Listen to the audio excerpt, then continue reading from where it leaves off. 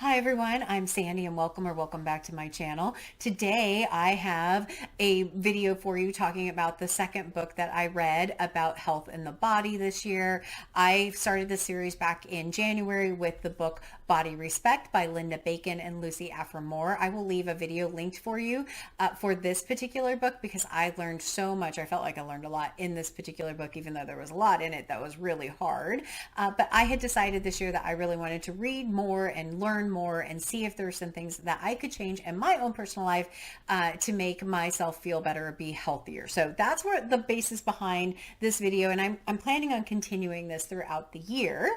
But the book that I read in February, I did as a buddy read with Amanda over at My Reading and Writing Life. And let me tell you, I'm so thankful that I read this book with a buddy because there's a lot to dissect in here. And there's a lot in this particular book that brought up some emotions and some old memories that were really hard. And Amanda was wonderful. We shared back and forth a lot of different things. And all I can say is thank you so much. I really appreciate the support of that buddy read. It was phenomenal. It was exactly what I should have had for reading this book.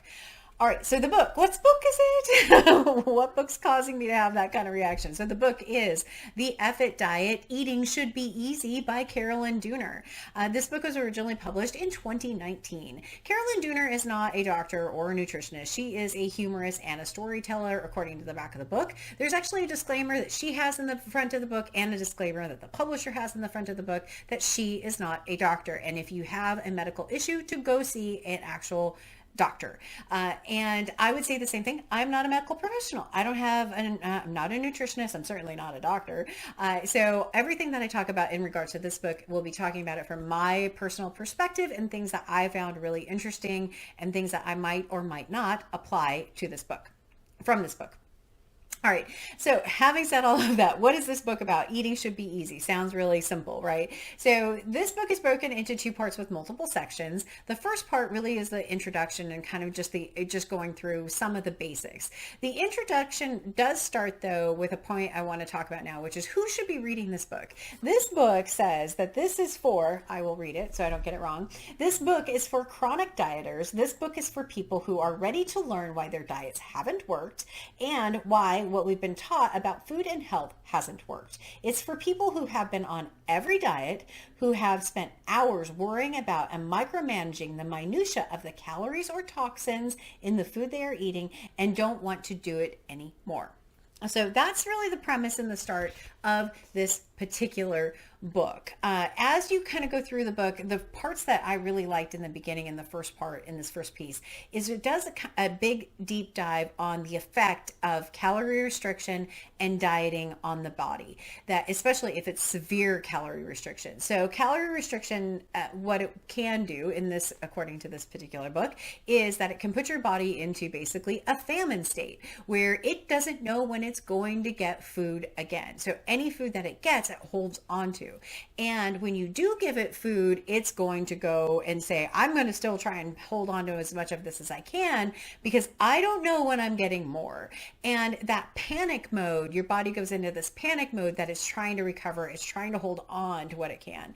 And I found that part really, really interesting. And I certainly had known about that before, but it was always in the context of like restricting your calories below a certain number. This book does not talk about that. It doesn't say, okay, if you're in this weight, you shouldn't go below X number of calories. It does not talk about that at all.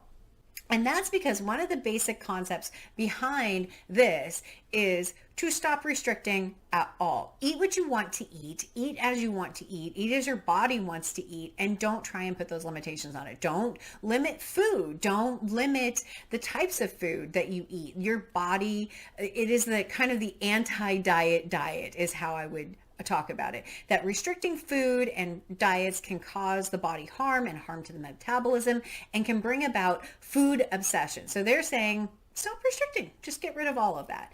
And the mindful eating that was talked about in like Body Respect is just kind of another diet trap, or can lead to a trap and will ultimately fail. That's essentially what this book is all about. Getting rid of restrictions, again, according to this book, will lead to what is called normal eating. So normal eating is described as if you were eating normally, It is, you can go through your day and pretty much only think about food when you are hungry. You will have a strong, healthy appetite for food, lots of food, yet your weight will stay stable because your metabolism isn't compromised from dieting. You eat what you crave, but you crave what you need. Sometimes salad, sometimes a cookie, sometimes fruit, sometimes steak, etc. You can eat a meal and stop in the ballpark of satiation and fullness without overthinking it. You can eat when you're distracted and or tired or stressed or sad and still stop when you're full. You will have a strong sense of what food you want, when and how much, and it won't be that important that you follow your cravings perfectly because life is too short to stress over food. So that I thought was really an interesting kind of line in there as well, as far as defining what normal eating would look like. I think in my personal piece, I've had portions of normal eating, but I've never been able to get to the point where some of what was described as normal eating in this particular book. As you go into part 2, it breaks out into 4 different parts: the physical part, the emotional part, the mental part, and the thriving part. And the order of these sections I had some issues with, and I will talk about that as after I go through some of this piece. So the physical part really talks about the trap of seeking balance, which is something I would say. I just want to be balanced. I want to be healthy. Some of the misconceptions, and it also goes into some of the misconceptions around salt, sugar, water, more things like that. One of the sections talks about the goal is to neutralize food, which means you can eat without guilt when it is accomplished. The idea behind the effort diet is that your body will heal from the destructive, restrictive, restrict and binge cycle, and come out of the famine state and to return to a naturally sustainable weight that can be easily maintained without a lot of thought. That's really what it is. But it all hinges on not letting go of all restrictions and not worrying about it. So this is definitely different than Body Respect. Body Respect thought it did ask actually the same thing: eat normally. But it also said, try and eat mindfully. Try and figure out when you're hungry. Try and figure out when you're full. So that's a slight difference in this. There is no timeline for when your body will be healed, according to this. Again, that it could be days, weeks, months, years that you don't see your weight stabilize. And that is a very scary thing. It's a very scary thing for someone like me who already feels like I weigh more than I want to weigh. And I would like to lose a significant amount of weight. So that for me is like, I just certainly don't want to gain 50 more pounds from where I'm at now. That is very, very, very scary. So as the other parts the parts in this that I really did like too is around rest and how important rest is. I'm a power napper. I love napping. I get lots of rest. My husband gives me such a hard time. He calls me an old lady because I go to bed at 9. Well, I get up at 5 though too, but I am a power rester and how important rest is in this. It also does talk about exercise, but it's a very small section in this, that exercise is good for the body when the body is rested and fed. This is an area that I know in the past I have done some real damage because I will train for things sometimes. I've trained for a half marathon. I've trained for a Ragnar race. I've also trained for a multi-day backpacking trip. And my tendency is restrict calories and exercise a lot because I want to lose the weight so my body is okay. And when it was the combination of both of those that I think my body just went, what in the heck are you doing? Because I definitely was always hungry when I was doing that. And I was like, I'm not going over this calorie limit. I was not listening to my body at all when I was doing that. And that is harmful. That is putting me in, again, with this book, in that famine state, which is really, my body's having a hard time recovering it. Now that has been a number of years now, I think 4 years since I've done anything even remotely like that. Definitely pre-COVID that I did that because I haven't done anything like that since then. So my tendency is like, well, it's been 3 years and I've not been restricting. Does that mean this is where I'm stable and I can start to look at some of these things? That's part of the part that's scary in here. I also know that when we talk about the exercise and how your body reacts is I always was I'm an avid hiker. If you've watched my channel, you may know I love going out hiking. And one of the things that was always so puzzling is I would go out on this long hike and I would get back and go, wow, I burned a huge amount of calories last night or yesterday. I would expect to be lighter today. And I would get on the scale and I was either heavier or I weighed the same. And that is, again, because my body's going, wow, is this another moment where she's going into the starvation mode and I'm going to hold on to everything, that crisis of, oh my gosh, what is she doing? So I think that part of it is the part that I responded to the most. I have a large amount of skepticism about the idea of throwing away all restrictions and not trying to recognize when I'm full or not. Having ate somewhat normally for a number of years, I never got to the point where I felt like my weight stabilized. And at this point, and definitely not at a weight that I was happy about. The idea that this is the body at this weight is the body that I will have for the rest of my life is very difficult to accept. Same thing with the Body Respect book. I'll come back to that a little bit later as well. The emotional part comes next in this. It really does talk about dealing with your emotions and your feelings about health, weight, food, diet. Not easy topics at all. It does talk a little bit about emotional eating, binge eating, and kind of some of those differences. It also does very much talk about learning to love yourself and accepting kind of who you are. One of the best lines in this book by far is, do you really think you can hate yourself into improvement? And I went, oh, that's such a good point. Can I really hate myself better? I mean, I just really responded to that particular line. But it was a very tough section, just trying to sort through emotions about this and trying to understand, like, am I binge eating? Am I not binge eating? Am I dealing with my emotions? And to be honest with you, haven't figured that out. I don't know.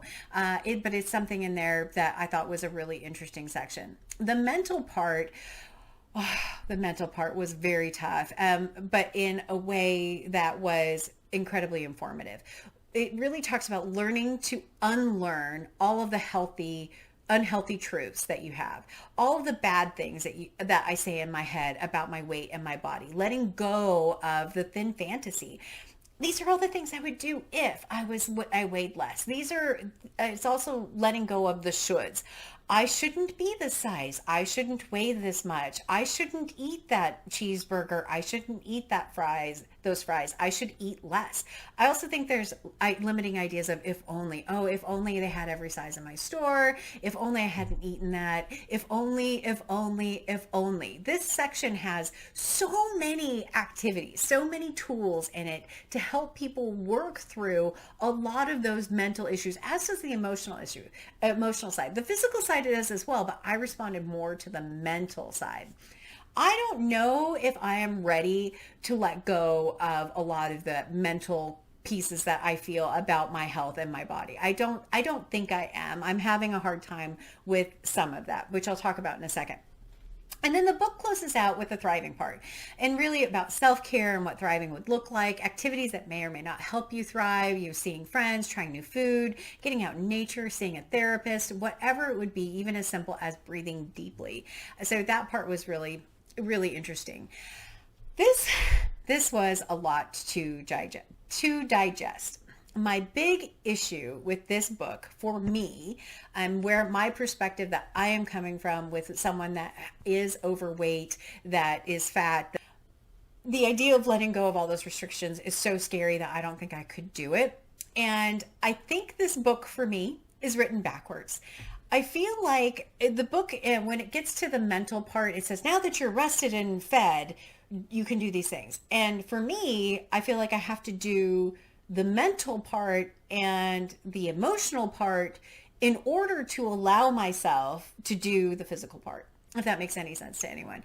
I don't know that I can let go of that until I have resolved the other things. And I don't know if everyone would have that same response to that. For me, my issue that I have is more mental and emotional, and then maybe I can look at the other stuff. So that's one of the things I saw. I did see a number of reviews about this particular book about that it's not necessarily written for people who are already significantly overweight, that you're 120, 150 pounds overweight. And the book really doesn't talk about that. It doesn't talk about what the author weighs. It doesn't talk about what weight issues, other than struggling, what it is. And I have to admit, I went and looked her up after, and I have a bit of a thin bias. I do feel like the ratings were lower and reading them in the reviews were lower in reading them when it was people who may look like me or may have the same body type as me, that people were stopping reading at the physical part. And I understand why, because if you're already